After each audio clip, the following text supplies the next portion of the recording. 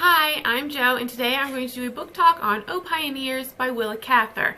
I read this on Sunday. It was a buddy read with Yamini at The Skeptical Reader. I will link to her below and you should check her out. She has a great channel. So I have never read Willa Cather before and I didn't really know what to expect. And oh my goodness, I am like upset that I had never read Willa Cather before. So this story opens when Alexandra is a young adult, late teenager. She has two younger teenage brothers and then a younger brother that is around like 6 or so, and her father is ill. So before her father dies, he tells her that she is going to be running the farm. She's the one that knows what to do. She's calm. She has the brain for it. Her younger brothers are impulsive and just not mature enough to deal with it. So he tells them explicitly, your sister is going to be in charge, which is just like, I mean, this is the early 1900s and this dad is telling his daughter, he has 3 sons, and he's telling his daughter, you're in charge of the farm. So, which kind of puts a lot of pressure on her, but she does it and she is fantastic at it.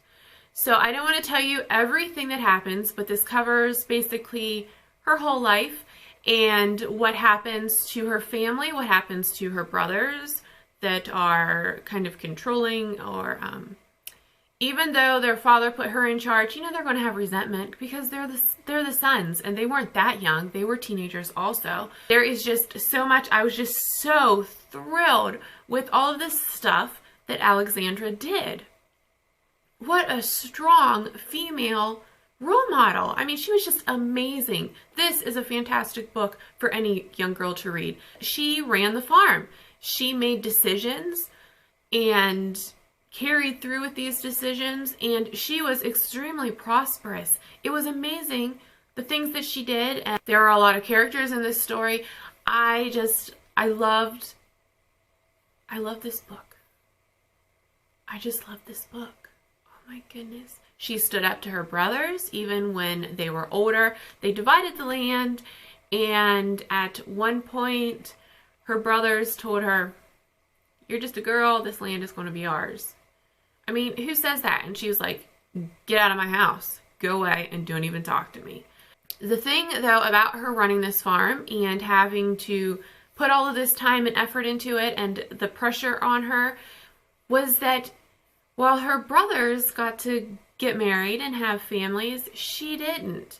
And that was sad, but also at the end it's happy. Everything, it has a great ending. I don't want to tell you what the ending is. It has a sad, very sad part at the end, but it also has a very happy part at the end.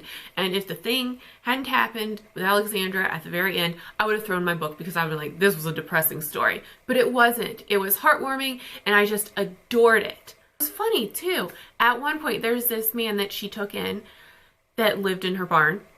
And as you do, taking a guy to live in your barn, totes norm.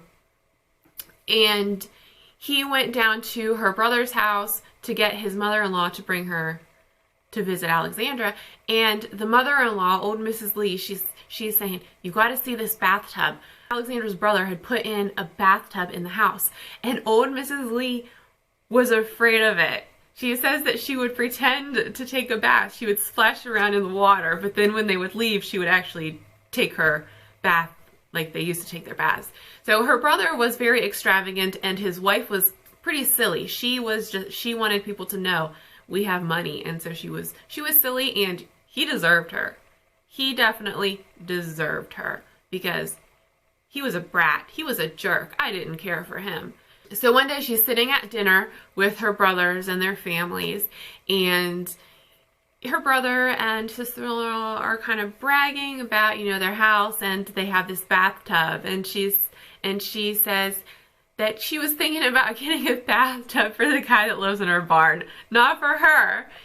The brothers want this guy to be sent to an asylum, and here she's saying that she's going to buy him a bathtub just to get their goat. It was funny. There were a couple different funny things in the book, and I really enjoyed it. If you have not read Willa Cather, you need to read Willa Cather.